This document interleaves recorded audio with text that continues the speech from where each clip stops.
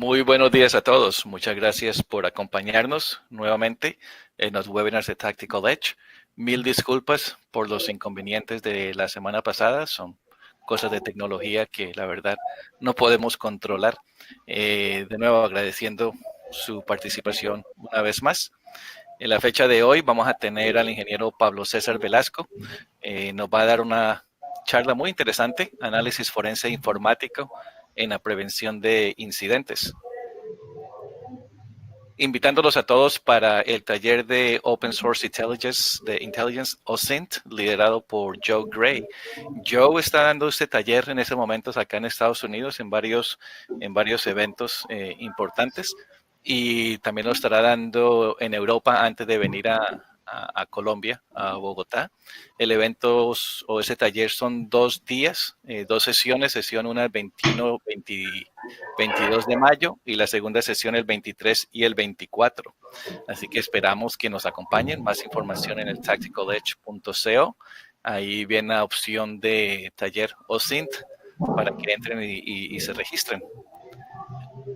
Por último, el evento que le llamo el evento estrella, la Cumbre Internacional de CISOs, será septiembre 11 y 12 en Cartagena.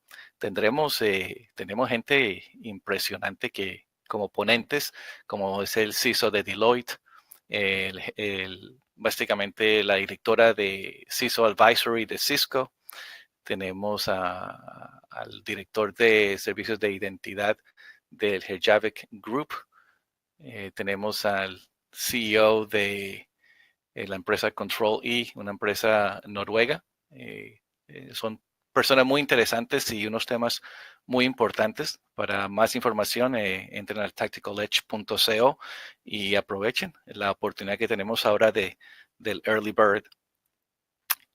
Para el día de hoy, nuevamente, tenemos al ingeniero Pablo César Velasco, socio fundador de la firma Zero Risk y docente en la Universidad Autónoma de Occidente en la hermosa ciudad de Cali. Pablo, bienvenido, gracias por estar con nosotros.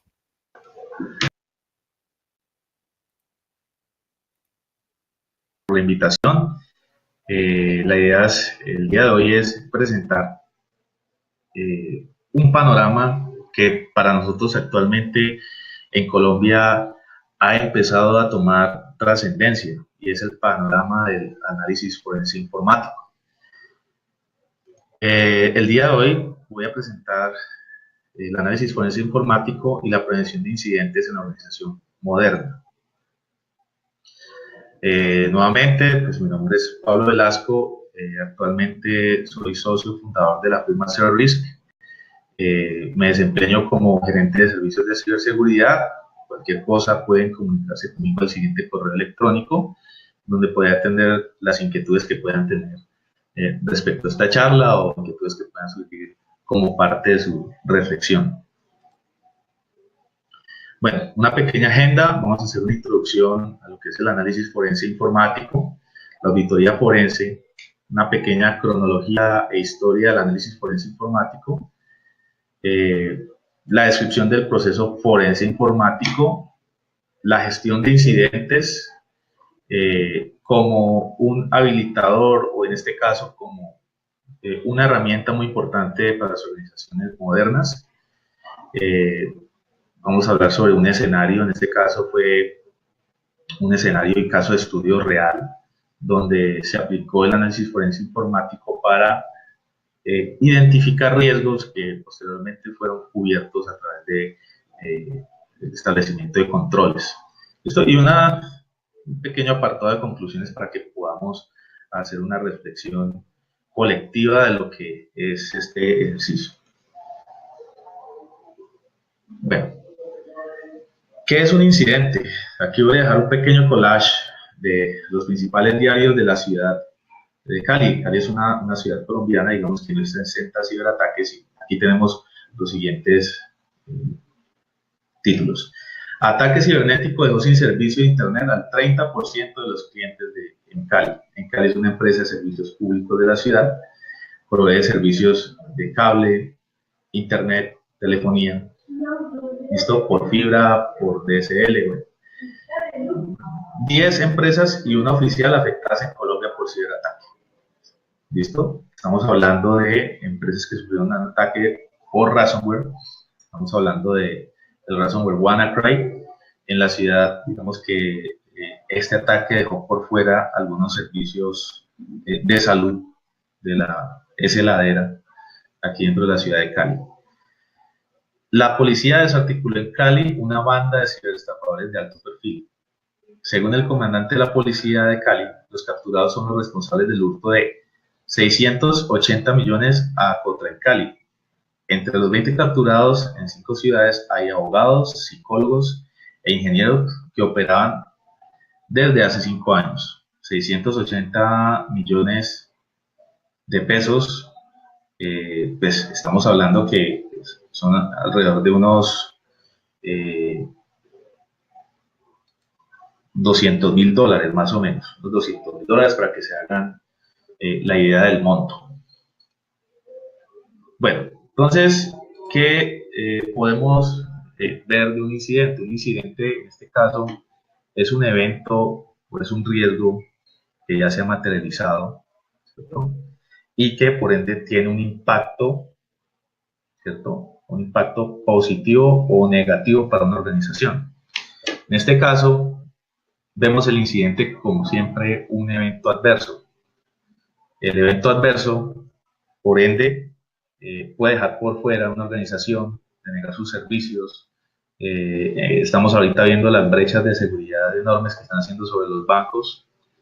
Y en ese caso, pues, nosotros como personas responsables de la seguridad de la información de las organizaciones, debemos tenerlos siempre presentes.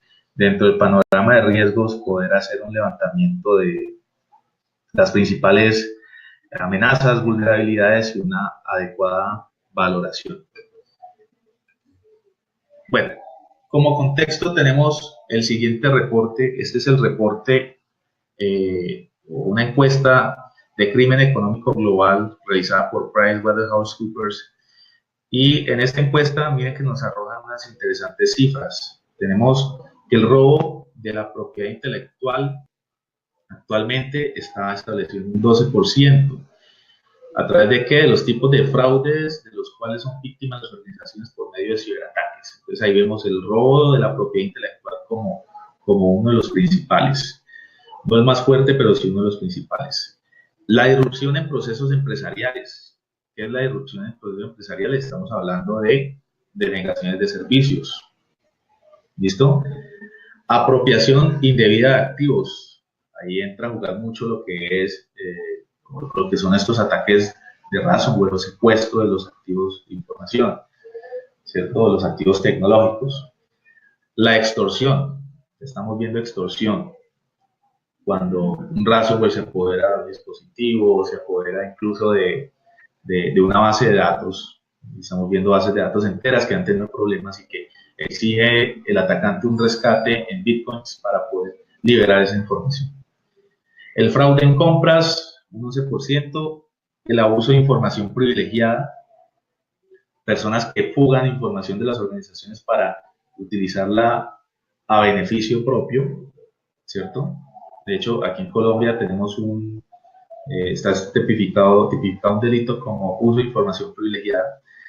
Un 5% de ataques con motivación política o promovidos por el Estado. También sabemos que los estados promueven ataques a otros estados, ¿no? Entonces, por ejemplo, un estado puede debilitar a otro estado, otro país, saboteando su infraestructura tecnológica, creando fake news para desestabilizar políticamente un entorno. Y pues bueno, estos son, digamos que los escenarios que no son ajenos a los incidentes de seguridad de la información que tenemos presentes siempre cada vez que hablamos de este tema. Dentro de este contexto tenemos un compendio de técnicas. El reporte nos habla de las técnicas de ciberataques utilizadas contra las organizaciones colombianas. Ustedes pueden consultar la encuesta global de crimen económico. Y tenemos el malware como uno de los principales amenazas, ¿no? En este caso, una de las principales amenazas que afectan las organizaciones en Colombia. El malware, ahí ven ustedes un símbolo, en este caso, especificar que el correo electrónico es una de las principales cadenas de distribución de estos ataques, ¿no? Tenemos también el phishing, ¿cierto? Tenemos el phishing. Tenemos un 10% de empresas que admiten reconocer que fueron atacados, pero no conocen la técnica. Para estos casos, estas organizaciones deben tener o deberían implementar un proceso de gestión de incidentes y por ende dentro del proceso de gestión de incidentes tomarse el atrevimiento de realizar análisis forenses. Ya voy a explicar qué es el análisis forense.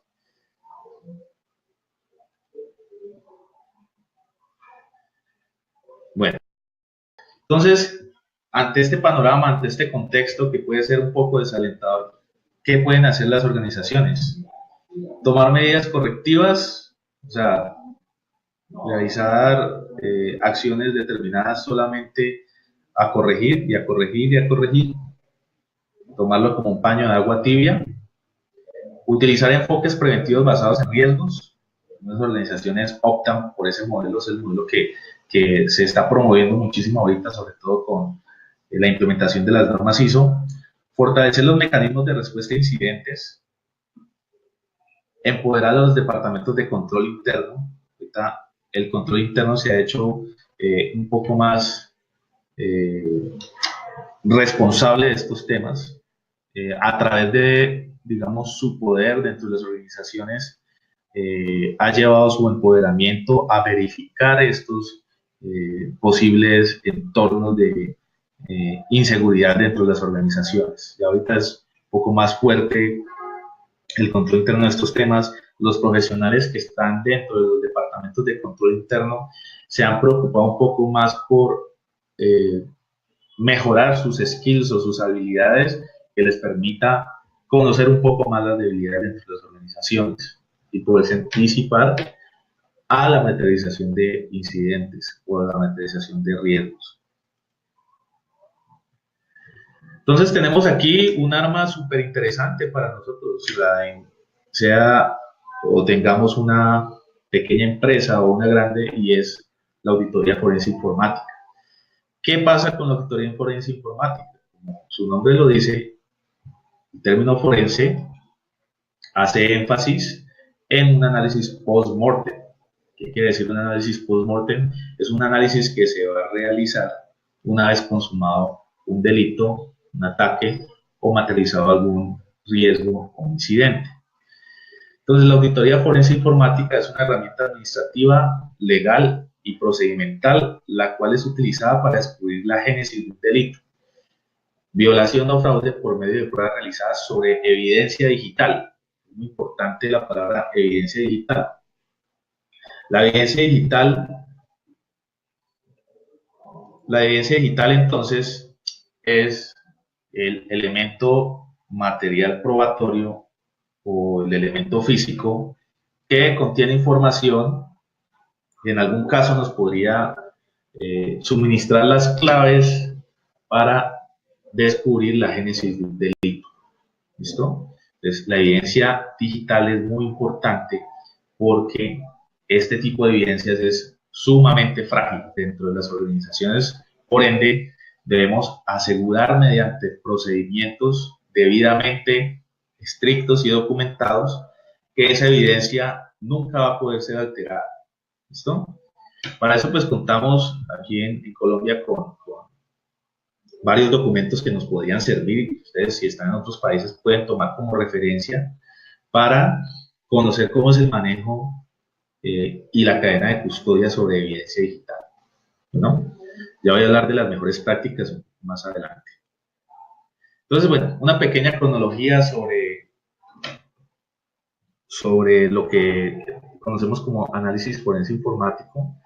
Entonces, arrancamos en 1947 con la era industrial de la computación. Aquí ya, digamos, se establecen los primeros mainframes, los primeros super equipos que, digamos, cubrían cuadras enteras dentro del Instituto Tecnológico de Massachusetts y demás. En 1947, pues estamos hablando de computadoras como ENIAC, CIROC, computadoras supremamente enormes con un procesamiento mínimo. ¿Listo? Luego, sobre el año 1976, Don Parker es una persona, ustedes pueden consultar información relacionada con Don Parker, una persona súper letrada en el tema de crímenes realizados a través de computadoras, publica el libro Crime by Computer. Él sienta las bases analizando el comportamiento humano sobre los crímenes que se pueden cometer utilizando computadoras. Estamos hablando de Estados Unidos. Estados Unidos fue uno de los países pioneros en este tema.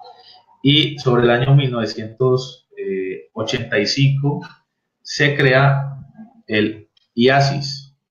Ustedes se preguntarán qué es el IASIS. El IASIS, digamos que es un ente encargado de sentar las bases, un ente en su creación encargado de sentar las bases para el análisis forense informático. Ya vamos a ver entonces más adelante dentro del proceso del análisis forense lo que determinó ASIS durante su creación.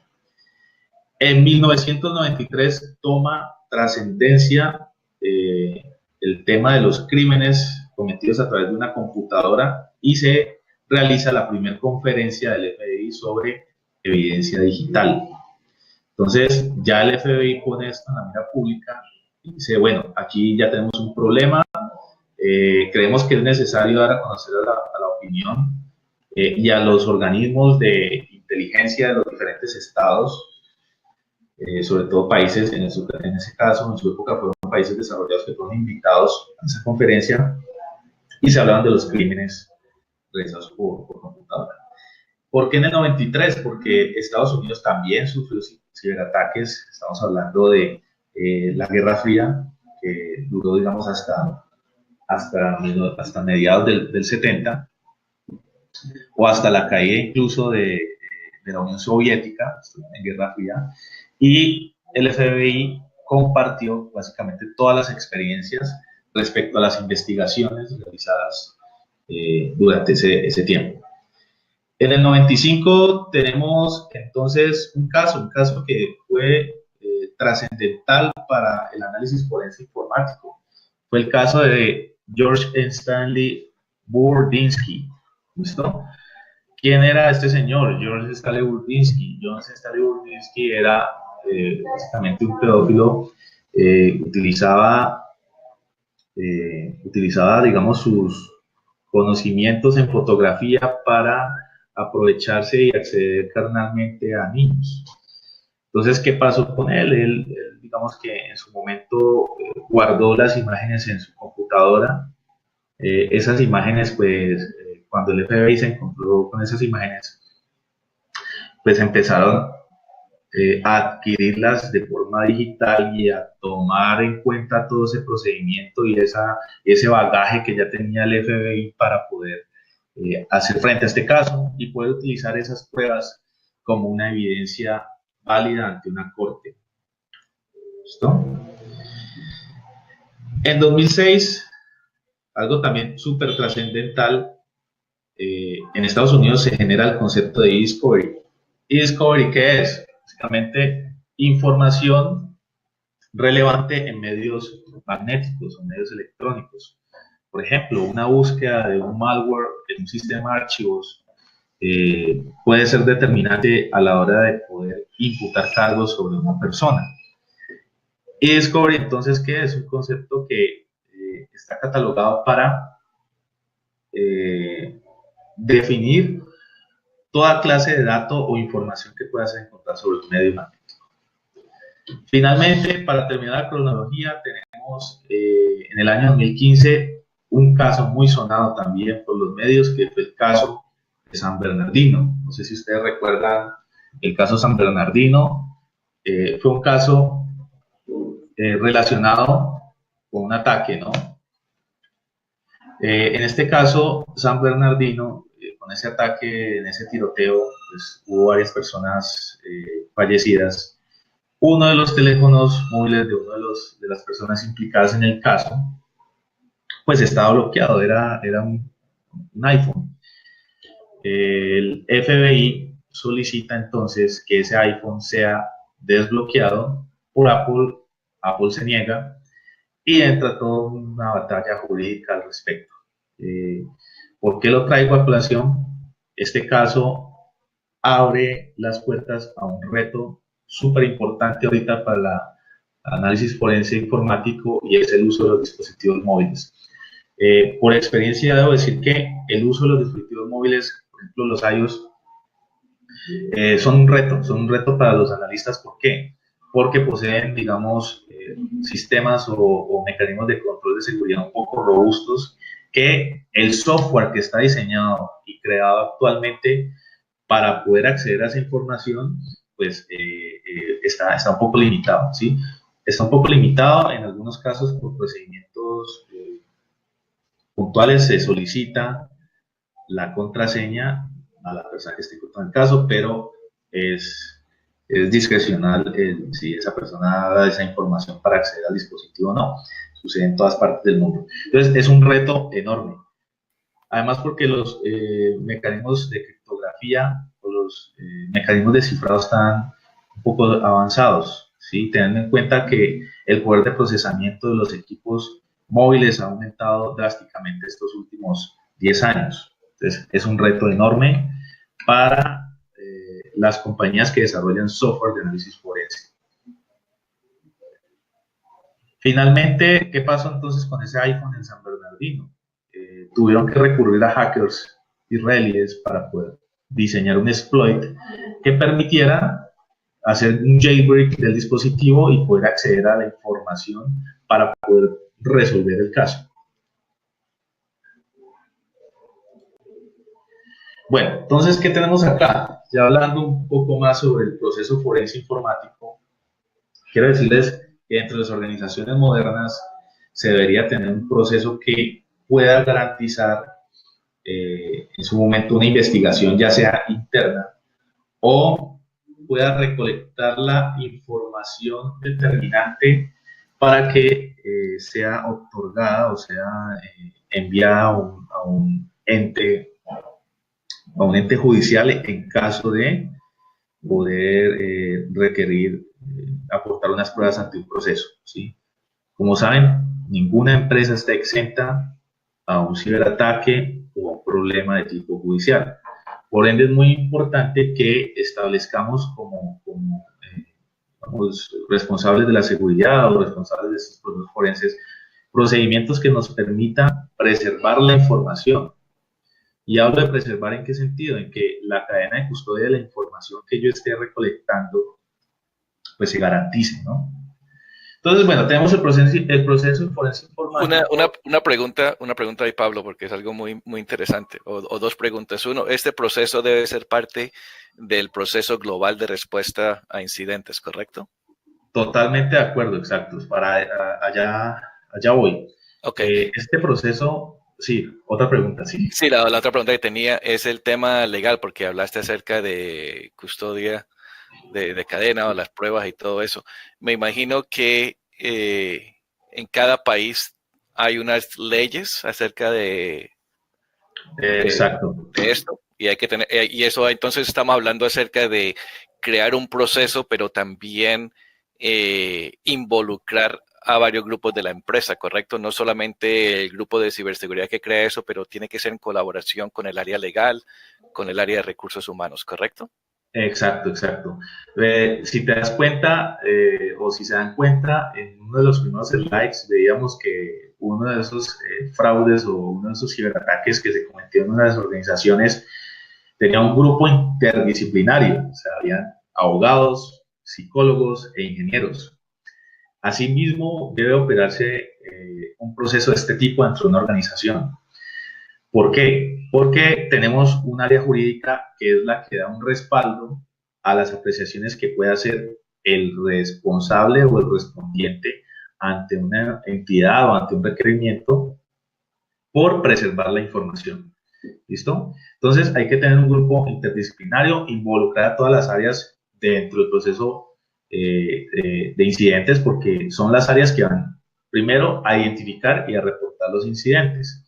Y segundo, este grupo interdisciplinario es quien va a poder resolver esos casos y poder tomar lo mejor de cada uno de esos análisis para beneficio de la organización, para que esos incidentes no vuelvan a suceder. Entonces, este proceso forense informático, que estamos viendo aquí muy puntualmente, hace parte del proceso de gestión de incidentes. Y dentro del proceso forense informático, ¿qué debemos hacer? Primero, encontrar la génesis de un delito o encontrar la génesis, en lo posible, de alguna actividad sospechosa que se haya hecho en un sistema de información. Dentro de la experiencia que tengo, no todo proceso forense informático en las organizaciones trae los resultados que uno espera. Uno a veces como analista puede frustrarse cuando no encuentra la génesis de un delito. ¿Por qué? Porque uno se da cuenta que en muchos casos las organizaciones no toman las medidas adecuadas para preservar la información. Sí, sabemos que a través de procesos forenses y técnicas podemos recuperar información, pero en muchos casos la información no se puede recuperar por la entropía de la data. ¿Qué quiere decir esto?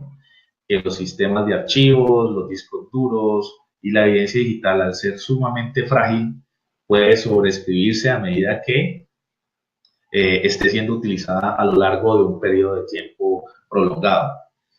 Entonces es muy importante tener en cuenta que la información es frágil, por lo tanto debemos preservarla de una manera adecuada, utilizar logs, ¿cierto? Bitácoras, información que pueda preservar y en el momento que la requiera poderla utilizar para cualquier proceso. Entonces el proceso forense informático tenemos una preinvestigación, dentro del proceso podemos encargar de preparar un caso, hacer una búsqueda de incautación de los activos, un análisis y un reporte post-investigación. Esto como proceso. Ya voy a explicar cada uno de ellos. En la preinvestigación nos centramos en... Pablo, antes de entrar ahí, un comentario muy importante de parte de Jenny Mesa. Sí. Dice, lo que pasa es que muchas organizaciones, hasta que no suceda algo, no toman la precaución de guardar o preservar la información. Claro, claro. Jenny, muchas gracias por el comentario. Totalmente de acuerdo. Pasa muchísimo. Pasa muchísimo. Por eso hay que crear estos grupos. O sea, un grupo de atención a incidentes y un grupo de respuesta, ¿cierto? O designar un primer respondiente en caso de ser requerido un análisis o de este tipo en una organización. ¿Por qué? ¿Qué pasa con las organizaciones? Hasta que no les pasa, no toman las medidas. Pero nuestro proceso de gestión de incidentes va a asegurarse de que esa empresa entienda a lo largo del tiempo que eso no puede volver a suceder, ¿sí? Por eso es muy importante en los análisis que, digamos, siempre se recalque cuáles fueron las fallas de la organización en su momento. Hacer un análisis retrospectivo, ¿cierto? De la génesis de la falla, del incidente y demás para que las organizaciones puedan tomar los controles adecuados. ¿Listo? Entonces, en una preinvestigación, cuando estamos montando un proceso de este tipo, pues debemos tener toda la mano para poder empezar a investigar, o sea, para que no nos coja desprevenidos un evento de este tipo. Entonces, hay requerimientos para desarrollar una capacidad forense. Por ejemplo, cuando estoy hablando de requerimientos para desarrollar una capacidad forense, me estoy refiriendo a, primero, como organización, qué tipos de casos o eventos podría en algún momento llegar a atender. Entonces, si son eventos de tipo físico, que tengo muchos dispositivos en RAID, entonces voy a requerir información o voy a requerir hardware para atender eventos de tipo hardware, ¿no? Si soy una organización que está distribuida geográficamente a nivel nacional, pues voy a requerir software o una solución para hacer un procesado de análisis de las imágenes de los equipos de forma remota, ¿no? Entonces es como poder empezar a jugar un poco y entender cuál es la infraestructura que podría necesitar para establecer un proceso de este tipo. Dentro de la preinvestigación, se habla mucho del hardware, pero también es muy importante tener en cuenta los procesos, ¿cierto? Y los procedimientos que voy a tener a la mano para poder operar. Listo. También necesitamos, obviamente, recursos. Esos recursos están orientados a tener una locación, un laboratorio, por lo menos tener un equipo que haga las veces de máquina analizadora de estos casos, analizadora de evidencia digital. ¿Cierto? Necesitamos recursos físicos, necesitamos hardware, recursos humanos, personas expertas o con un conocimiento de adquisición de medios magnéticos o de adquisición de imágenes forenses y tecnológicos. Hay cantidad de herramientas open source que nos pueden servir para casos internos dentro de organizaciones y hay herramientas licenciadas, como todo, ¿no? Bueno, aquí tengo, pues, digamos que a la mano una imagen que quería compartirles de cómo luce una capacidad forense, cómo luce un laboratorio forense. Es algo, bueno, no se hagan la idea de que es como el que muestran en CSI, es algo muy parecido a los talleres técnicos.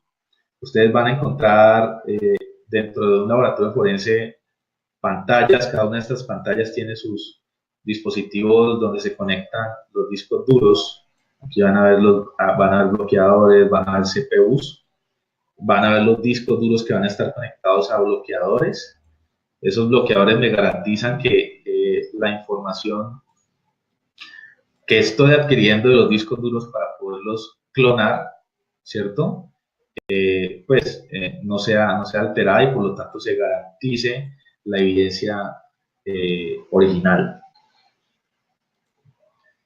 Esto es más o menos cómo lo usa un laboratorio forense. Esto es una capacidad, ya hablando de capacidad en recursos tecnológicos. Recuerden entonces que hay otras capacidades que deben construirse y son capacidades en el recurso humano y en la documentación, o sea, los instructivos y el conocimiento que se deba tener presente para atender estos casos.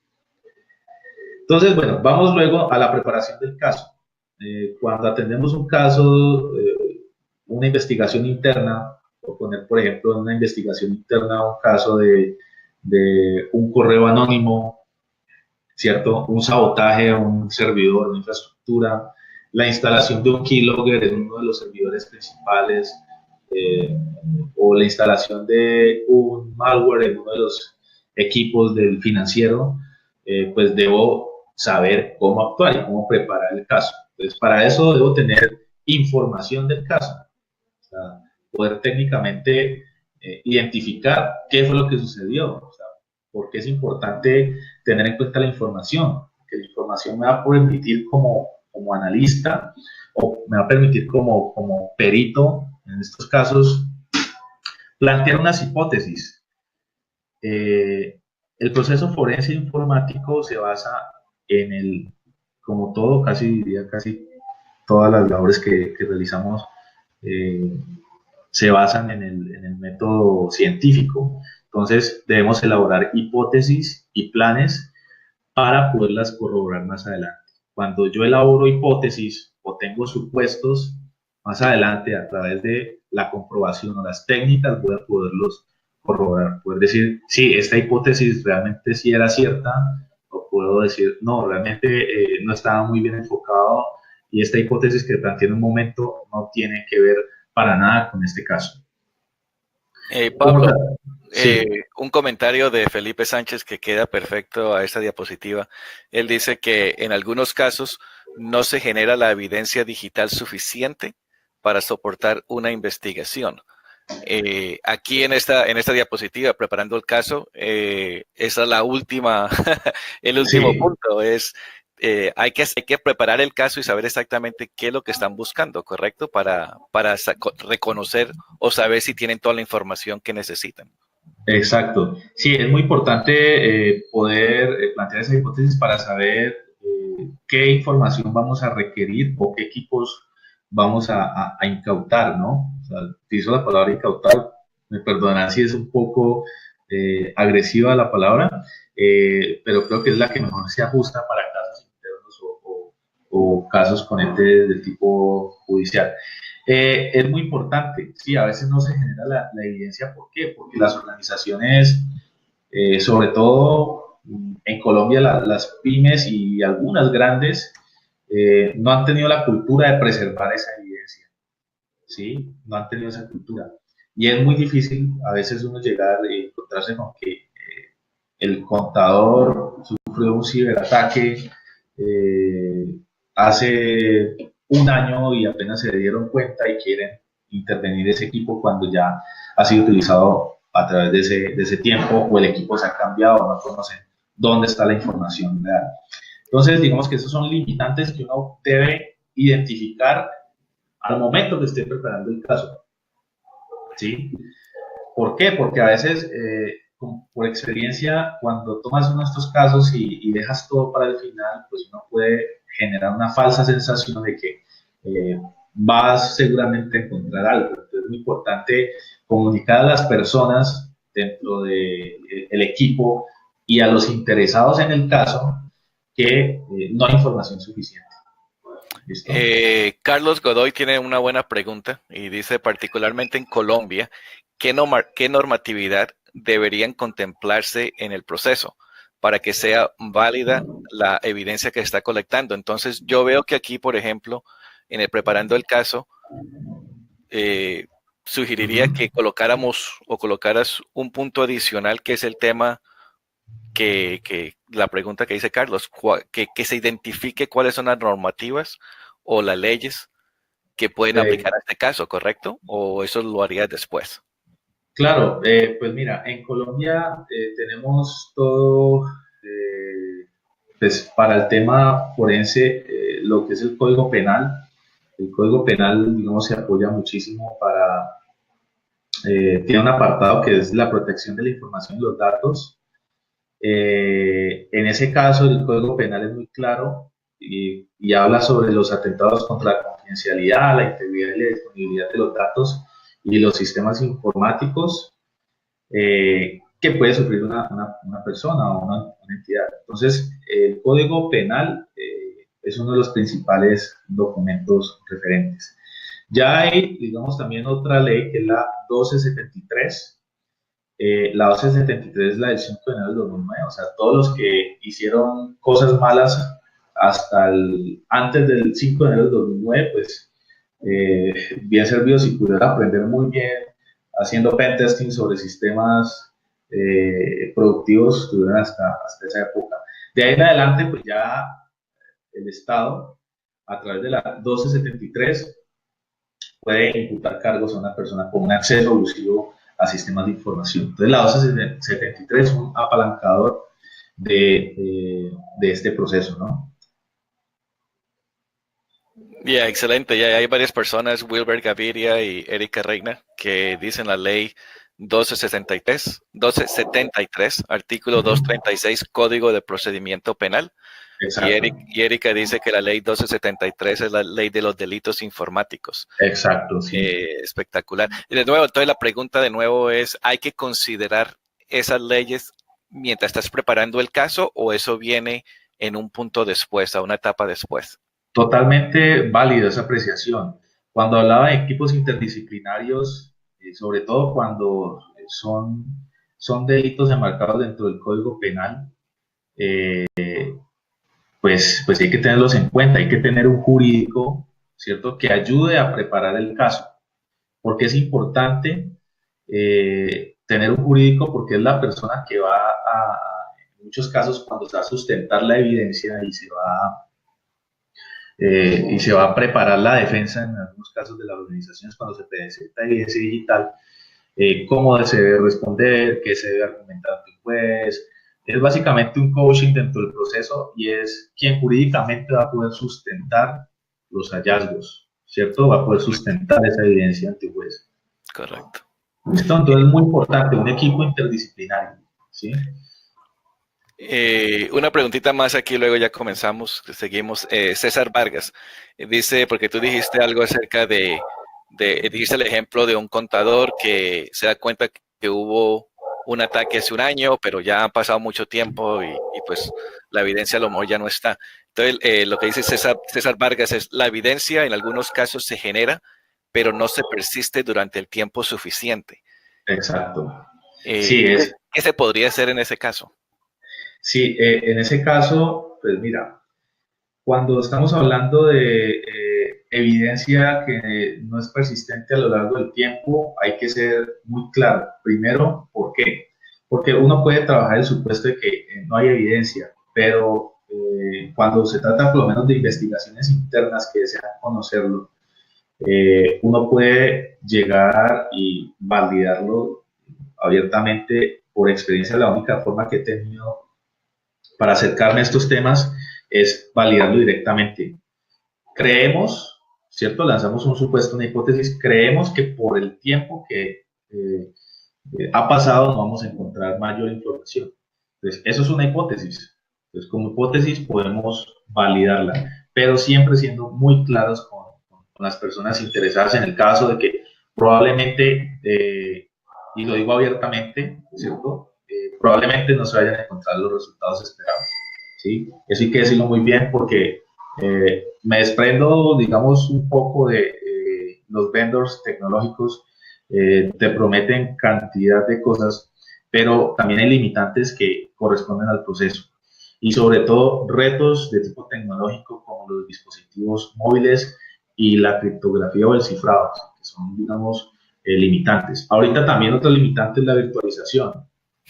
Los sistemas de virtualización son un mundo nuevo, es un reto para el análisis forense poder llegar a hacer análisis sobre estas nuevas tecnologías.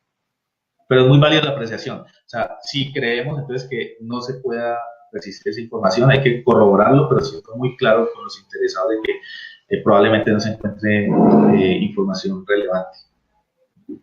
Perfecto. Tenemos otras preguntas, pero sigamos y luego las hacemos al camino para poder terminar.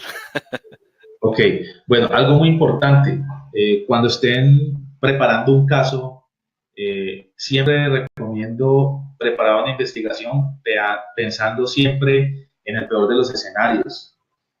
¿Qué pasa muchas veces con esta serie de casos? Las personas quieren iniciar un caso, quieren saber si un usuario fue responsable o no de algún delito o alguna violación a una política dentro de una organización y digamos que investigan internamente y luego quieren denunciar a la persona, al empleado que cometió la violación y demás. Pero no cuentan con que ese proceso puede convertirse en un pleito jurídico. Entonces, siempre que abordemos estos casos, debemos abordarlos como casos que muy seguramente van a llegar a instancias judiciales.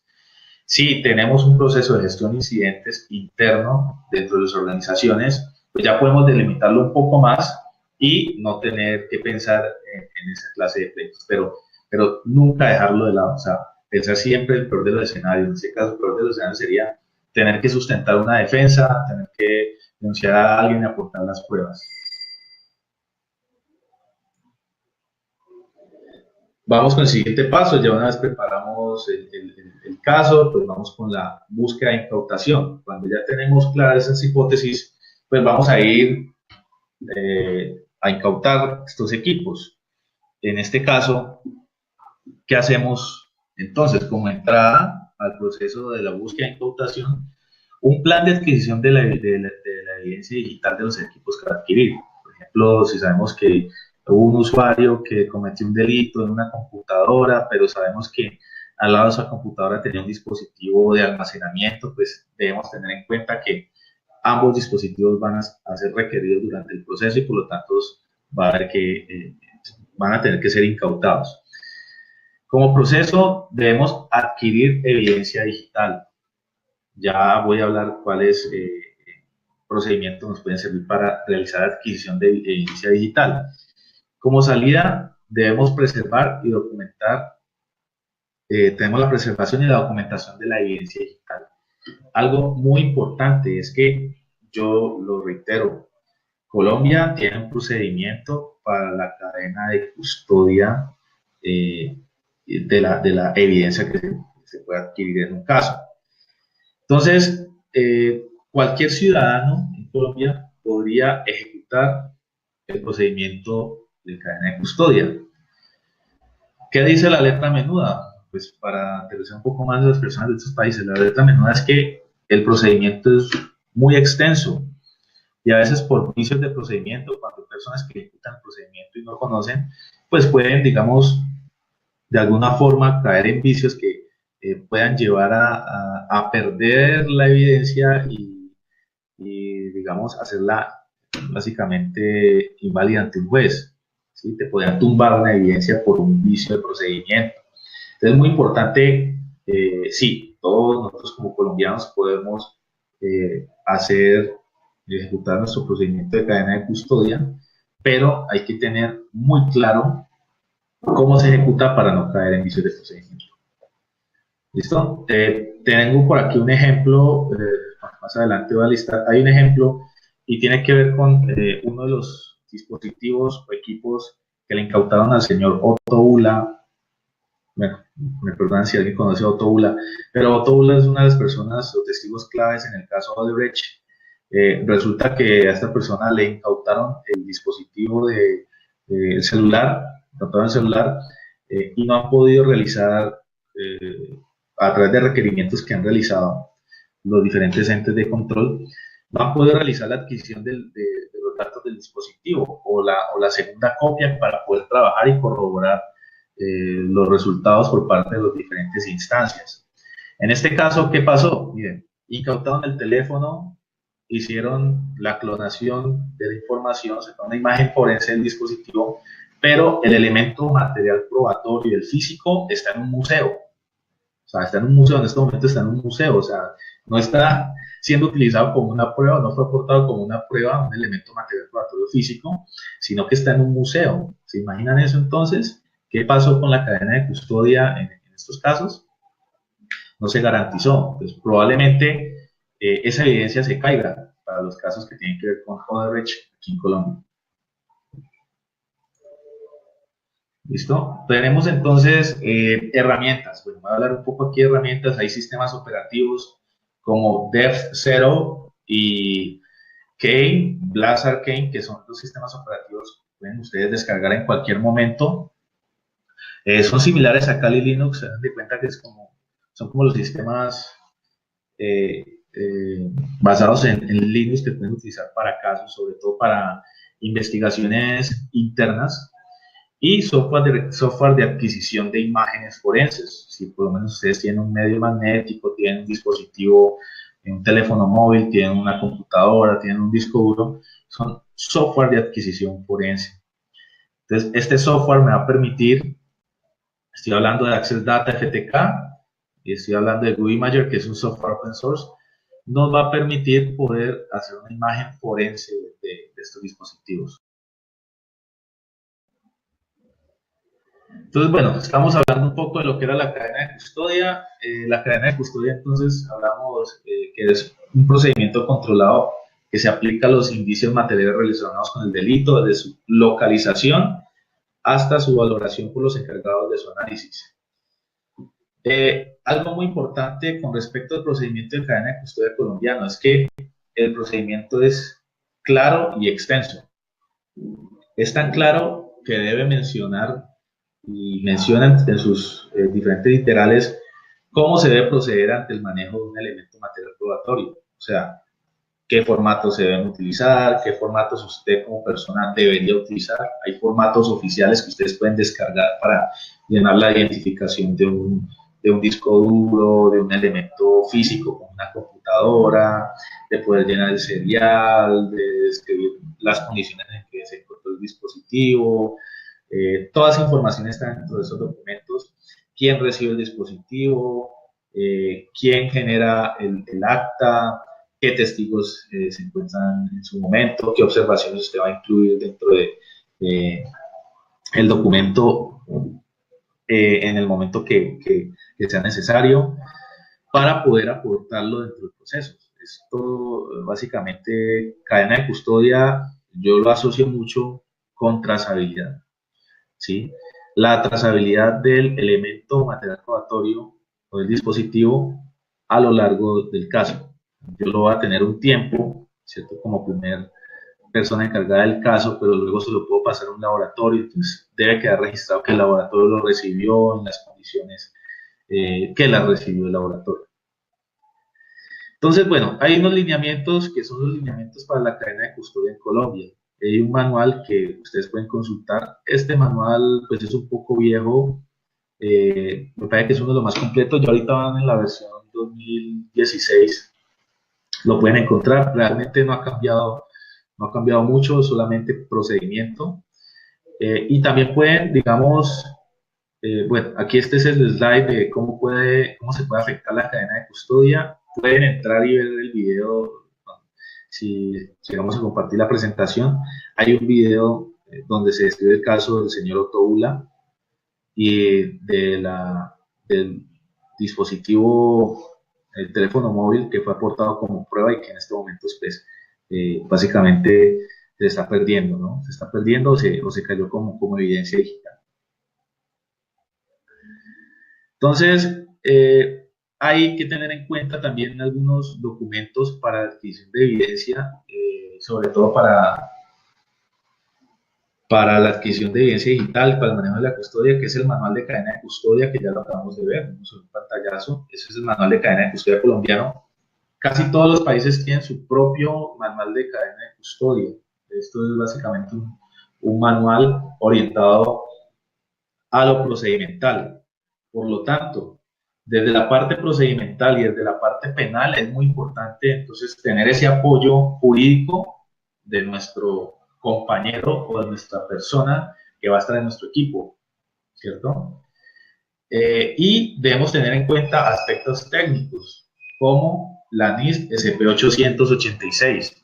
La NIST SP886 básicamente es digamos, es una guía para integrar las técnicas forenses dentro de la gestión de incidentes o la respuesta a incidentes. Pues aquí van a poder ustedes consultar dos documentos que son de referencia para nutrir este proceso de aprendizaje. Y bueno, vamos a la parte de análisis. En la parte de análisis ya tenemos la adquisición de esta información, ya tenemos esa evidencia preservada, o la tenemos dentro de la cadena de custodia. A veces dentro del análisis, yo lo que hago como persona es aportar esas evidencias a un laboratorio, o como perito traslado la información al laboratorio a través de todos los mecanismos que garanticen esa evidencia, y el laboratorio la recibe para ser procesada y analizada, ¿no? Entonces es muy importante aquí que el perito en este caso es la persona que se va a encargar de llevar a cabo todo el análisis del caso, pueda corroborar mediante técnicas basadas en la hipótesis. ¿Listo? Por ejemplo, si creo saber que dentro de la máquina hubo un malware que se propagó a través del disco duro o determinada partición, poder corroborarlo técnicamente en el laboratorio y poderlo sustentar de una forma muy clara y nuevamente apoyado en el jurídico. En este caso, cuando generamos un reporte de este tipo ante un juez, pues debe estar muy bien documentado y debe estar muy bien soportado en aspectos jurídicos. Resultados del análisis. Algo muy importante, que los resultados del análisis tengan valor probatorio, o sea, que a través del análisis que yo realice a la evidencia recolectada, pues tenga un valor probatorio. ¿Y cómo garantizamos el valor probatorio? Pues aquí tengo otro documento que se llama La prueba en el proceso penal colombiano. Entonces, en la unidad 3, ustedes van a encontrar un apartado que habla sobre la prueba pericial. Dentro de la prueba pericial, ustedes van a poder encontrar todas las características que debería contener una prueba, ¿cierto? Que no sea ambigua, que no dé pie, digamos, a las suposiciones, que sea clara, que sea contundente, sobre todo, y que sea soportada en un procedimiento científico o un procedimiento técnico. Ustedes pueden consultar también este documento, es de la Fiscalía, y van a poder aclarar muchas inquietudes conforme a las pruebas que se pueden hacer. Vamos entonces finalmente a la documentación. Entonces en la documentación es básicamente analizar los resultados, reportarlos, realizar un reporte final escrito y preparar un testimonio. Muy importante que ese reporte escrito basado en las pruebas periciales que ejecutamos en el laboratorio, en ese análisis, haya una preparación del testimonio. Aquí nuevamente entra nuestro staff jurídico. Entonces, el staff jurídico es el que va a asesorar al perito a preparar su testimonio, a saber qué es lo que va a decir ante un juez o ante una entidad en caso de ser requerido por un juez. Y bueno, ¿qué tenemos en la postinvestigación? Listo.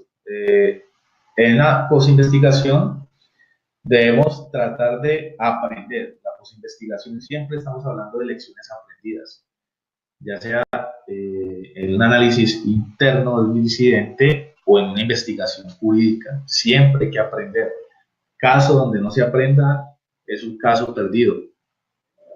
Debemos obtener ese reporte final, sustentar y testificar ante las partes y actualizar el perfil de riesgo de nuestras organizaciones. Es muy importante tener en cuenta todos esos apartados para actualizar nuestra matriz de riesgo y poder de alguna forma actualizar la postura de riesgo de la organización ante estos casos.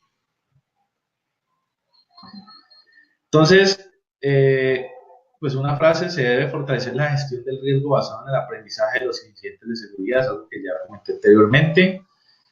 Y bueno, tenemos aquí, esto es un pequeño slide donde resume el proceso de gestión de incidentes. El proceso de gestión de incidentes, ustedes lo ven, es muy similar o es casi lo mismo que el proceso de análisis forense informático.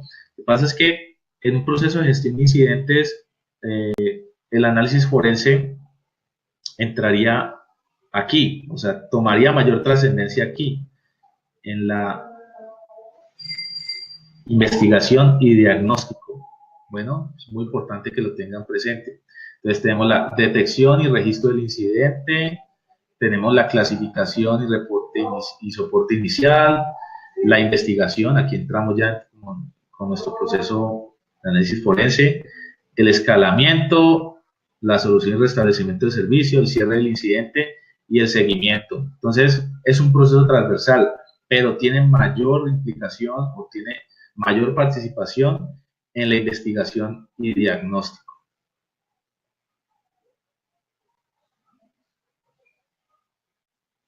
Bueno, para comentar un poco un caso de estudio, esto es un caso real que tenemos en la organización, no vamos a hablar del cliente puntualmente, pero en este caso, ¿qué pasó? Hubo un sabotaje informático y una violación a una de las políticas de uso de software aceptado dentro de los servidores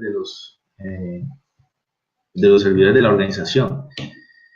¿Qué incidente se registró? Hubo una pérdida operativa del servicio de suministro debido a la caída del servidor principal encargado de realizar la coordinación de despachos. Estamos hablando de una gran empresa que paró su operación porque uno de los servidores estaba afectado con un malware que le permitía o le impedía ponerse en línea. Entonces, pérdidas económicas, 1.000 millones de pesos, alrededor de unos 330.000 dólares, si no estoy mal. Es una suma considerable. Esto fue lo que perdió por estos 3 días de sabotaje esta organización. ¿Qué pasó? Entonces, en ese caso se empezó a preparar, ya digamos que había una capacidad forense y se empezaron a formular las hipótesis. Dentro de esas hipótesis empezamos a determinar qué personas accedían al servidor, qué personal fue despedido recientemente, el nivel de exposición del servidor hacia internet. Queríamos descartar que no se tratara de un ciberataque externo. personal con presencia de software malintencionado. También debíamos analizar las máquinas y saber quiénes están usando software malintencionado y poderlo cotejar con el software que estaba instalado en el servidor. Y verificar algo que tenía que ver mucho con el performance y sobre todo con algo que notamos que tenía que ver con el minado de criptomonedas en los servidores. Habían sufrido un evento similar el año anterior. Entonces digamos que cuando tuvimos la oportunidad de atender el caso, nos dimos cuenta que estas eran las hipótesis principales por las que íbamos a empezar a perfilar la investigación del caso. Dentro del caso, tuvimos que realizar desplazamientos a la ciudad de Bogotá, porque pues allá estaba el centro de datos y debíamos de alguna otra forma físicamente tener un testigo de cómo íbamos a recolectar la información y acceder al equipo de cómputo necesario, en este caso el servidor. Tuvimos que desplazarnos a otra ciudad a hacer una recolección de los 5 equipos y establecer el procedimiento de cadena de custodia para todos los equipos implicados. Adquirir la evidencia digital, en este caso es muy importante, la adquisición de evidencia digital bajo las técnicas y herramientas para garantizar que esa evidencia no iba a ser alterada en el momento que la requeríamos o la adquiríamos. Entonces, la preservación de la cadena de custodia bajo el marco normativo colombiano y bajo los procedimientos amparados de la cadena de custodia. Bueno, luego tuvimos que, transportó la evidencia digital a un laboratorio forense. En ese caso, pues la evidencia, de acuerdo al procedimiento, debe ir sellado bajo envolturas, con toda la documentación requerida, empacada bajo correo certificado, enviada al laboratorio. Bajo un testigo, pues se recibe en el laboratorio.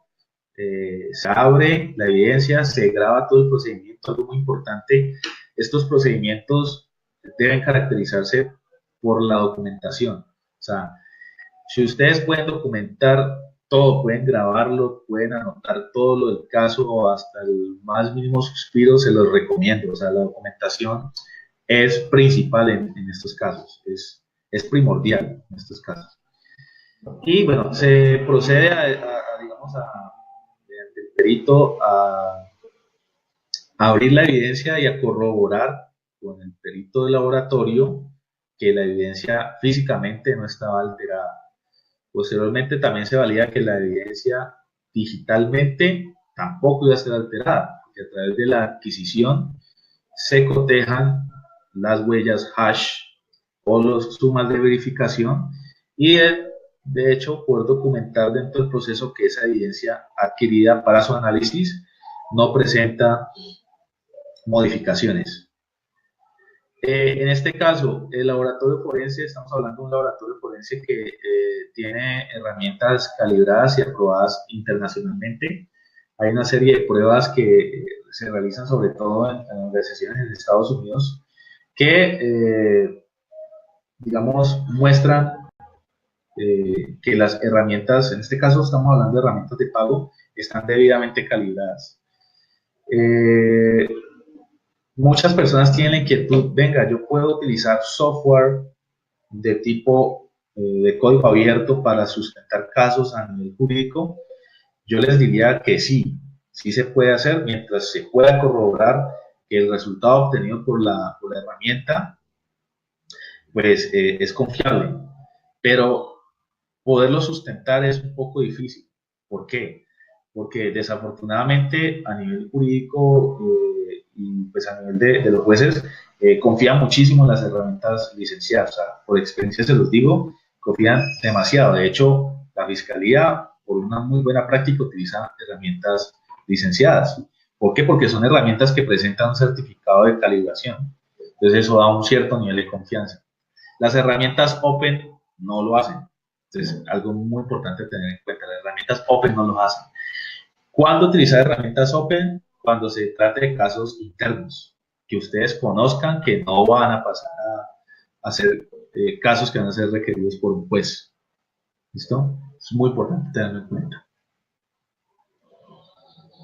Bueno, ¿qué hallazgos y conclusiones pudieron evidenciarse del caso?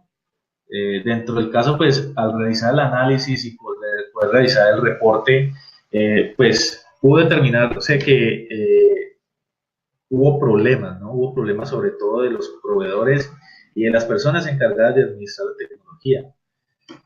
¿Por qué? ¿Qué pasó con la evidencia? En este caso, miren que traigo a colación un caso, lo considero muy importante para nosotros, porque la organización pudo aprender muchísimo, ¿sí? Esto que les voy a comentar lo pudo obtener la organización básicamente como una especie de auditoría, porque les permitió mejorar procesos dentro de la organización y evitar que estos incidentes se volvieran a presentar.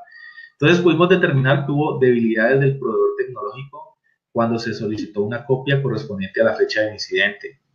En ese caso, el proveedor tecnológico debía garantizar las copias por un año, los snapshots de las máquinas virtuales. En su momento, cuando fueron requeridas para la investigación o para la adquisición, pues no las tenía a la mano. Entonces, hay una primera debilidad. Ausencia de políticas para la gestión de logs en servidores y dispositivos perimetrales. No se pudo evidenciar una adecuada configuración o parametrización de los logs en los servidores. Cuando se solicitaron los logs o cuando entramos a revisar los logs sobre dispositivos perimetrales, no habían sido tenidos en cuenta dentro del proyecto. Era un dispositivo de seguridad perimetral nuevo, porque no tenían recursos y porque en ese momento la salida más fácil fue no hagamos trazabilidad de logs. Otro hallazgo fue el conocimiento sobre infecciones por malware en la plataforma tecnológica. Pudimos evidenciar algunos correos donde los funcionarios hablaban que los servidores estaban infectados, entonces fue un primer indicio que se pudo sustentar mediante una prueba pericial. La presencia de software malintencionado o malware en los equipos de cómputo del personal que accedía al servidor. O sea, era software que fue cotejado con el servidor mediante también una prueba pericial, haciendo análisis hash de los binarios y corroborando que pertenecían a la misma versión y a la misma fecha de descarga y a la misma fecha de instalación en su momento. Y bueno, como conclusiones, digamos que un poco generales, pero pues siempre es bueno tenerlas presentes, es que todas las compañías son susceptibles de padecer algún tipo de incidentes.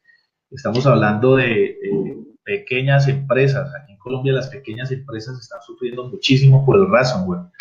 Entonces es muy importante tener en cuenta que ninguna empresa está exenta de sufrir un ataque de este tipo.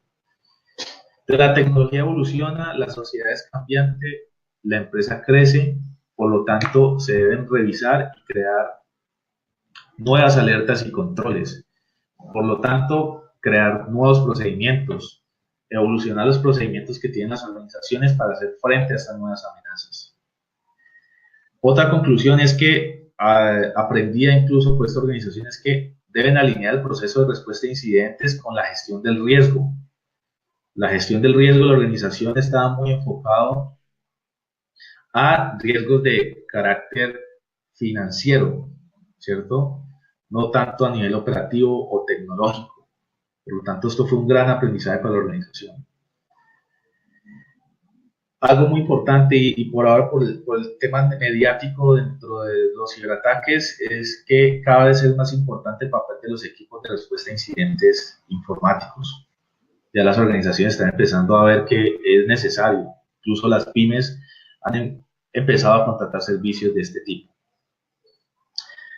Otra conclusión es que las técnicas avanzan, las tecnologías también. Por lo tanto, tecnologías que pensábamos eran, digamos, un poco rezagadas, pues están siendo ahorita un gran problema para el análisis forense. Por lo tanto, las técnicas utilizadas a través de esas tecnologías pues son interesantes. Por lo tanto, debemos saber que al momento de realizar un análisis de este tipo debemos tener un conocimiento de qué tecnologías se están en su momento revisando y qué podrían llegar a hacer con ellas. Por ejemplo, no sé si vieron ustedes el caso de una organización que a una organización que le fugaron cantidad de información a través de uno de los sensores en una de las peceras que tenía en uno de sus departamentos. Es muy importante tener eso en cuenta al momento de realizar análisis forense informático. Listo. Gracias, Les Pablo. agradezco.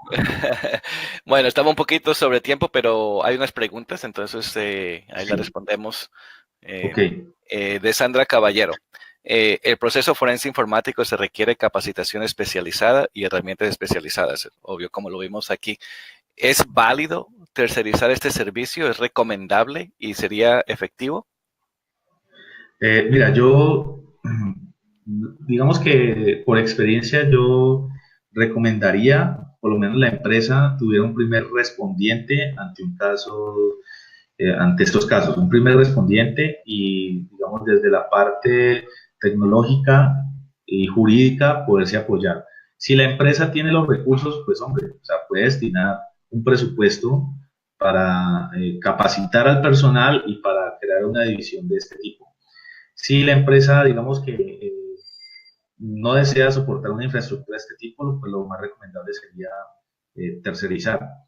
Igual, no es muy común, digamos que ahorita no es muy común que las organizaciones requieran esta clase de servicios. ¿Por qué? Porque las empresas ahorita, en muchos casos, como podemos ver en la encuesta de crimen económico, ni siquiera saben que están siendo atacadas o no saben por dónde están siendo atacadas. Entonces es muy importante que se establezca un procedimiento de gestión de incidentes primero, se les comunique a las personas o se les informe, o sea, una gestión de cambio adecuada para que aprendan a identificar esta clase de incidentes y así poder gestionar y articular a través de recurso interno, un recurso tercerizado, todo un proceso de tipo forense, ¿no? Ok. Una pregunta de Ángela Lozada. Dice que la normatividad en el caso penal, me imagino que se está refiriendo a la 1273. Dice Sí. la normatividad en el caso penal, pero sobre el protocolo de cadena de custodia, ¿existe una normatividad vigente? Lo que pasa es que el procedimiento de cadena de custodia, mira, el procedimiento de cadena de custodia es un procedimiento que aplica, o sea, es un procedimiento en muchos casos vinculante, ¿sí? Es vinculante, ¿por qué?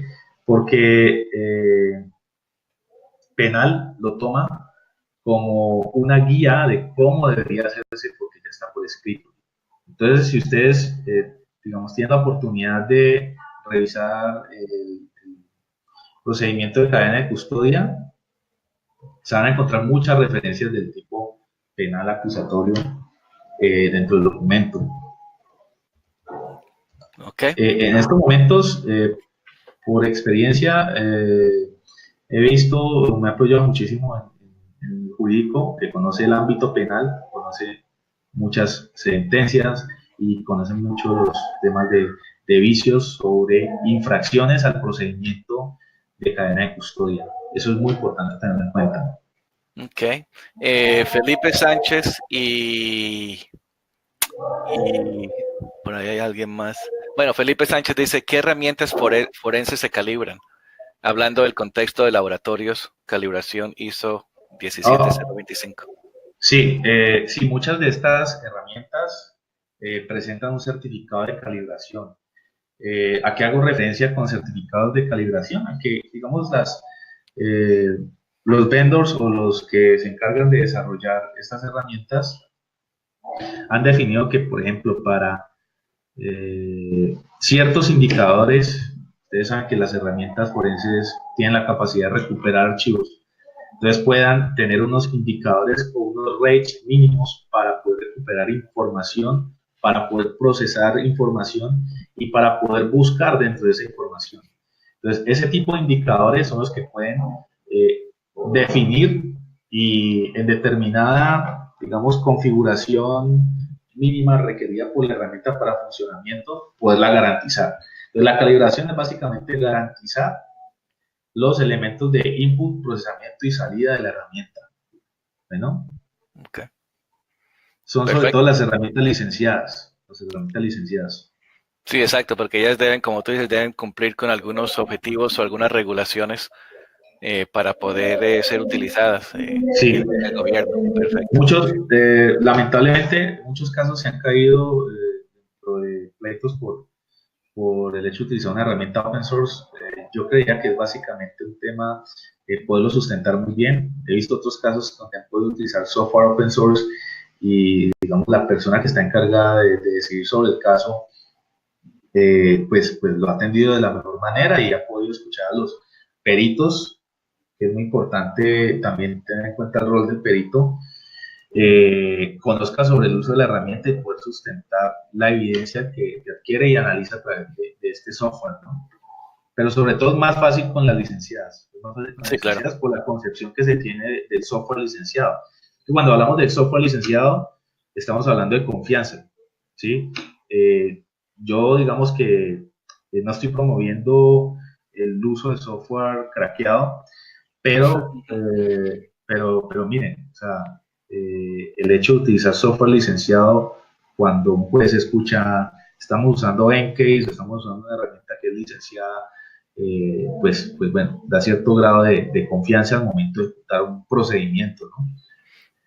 Pero igual, o sea, con software open también se puede hacer, hay que sustentarlo muy bien.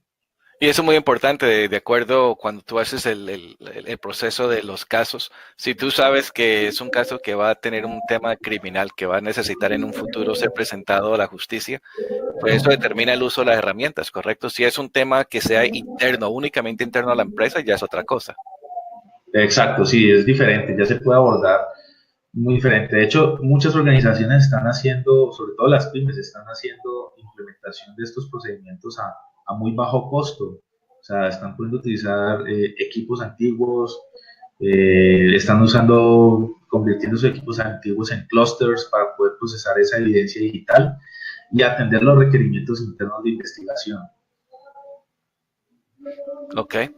Una última pregunta. Dice Héctor Hernández, ¿en cuánto tiempo puede tardar un análisis forense? Wow, eso, bueno, como la, Open. como la canción, depende. O sea, depende de muchos factores. No sé, o sea, si han seguido el caso, por ejemplo, el caso más sonado fue el caso de los equipos de Raúl Reyes aquí en Colombia. Si ustedes se dieron cuenta, ese equipo le hicieron, obviamente esa evidencia se cayó. Si ustedes se dieron cuenta, ese caso sonó casi por 3 años, ¿sí? Y seguían sacando información, y seguían analizándola y la seguían presentando. Entonces son casos de largo aliento, o sea, realmente son casos de largo aliento. A veces, para poner un número sobre para poner un tiempo, digamos, ad hoc aquí, si se desea analizar información de un servidor o un equipo de cómputo con 1 terabyte, eh, deseas buscar algo muy puntual, o sea, una aguja en un pajar, por ejemplo, una infección por malware, por ejemplo, o sea, cómo se originó. Un análisis de este tipo, solamente para ese caso, solamente la parte técnica podría estar tardando alrededor de un mes, solamente por un equipo. Ya si ejecutas labores un poco más sofisticadas, que también se pueden utilizar las herramientas para automatizar muchos procesos. Hay procesos de file carving, cuando se desean recuperar datos, recuperar evidencia, información, y se podría llegar a extender el tiempo. O sea, el file carving es un proceso bastante demorado, es un proceso de reconstrucción que es bastante demorado, por ende es bastante costoso cuando se utiliza la herramienta y se utilizan personas a cargo de monitorear que ese proceso se esté llevando de la manera adecuada. Ok, perfecto. Entonces, Pablo, muchas gracias por estar aquí presente y por darnos la información. A todos, muchas gracias por su presencia. Fuimos un poquito sobre tiempo, pero la información fue genial. Así Muchas que gracias. los invito a todos. En un par de semanas tendremos el próximo webinar. De información más tarde acerca del próximo webinar. Y este webinar estará disponible esta misma tarde en la página del evento, tacticaledge.co. Así que muchas gracias, muy amables a todos y para la próxima. Hasta luego. Muchas gracias. Gracias, Edgar. por tu espacio.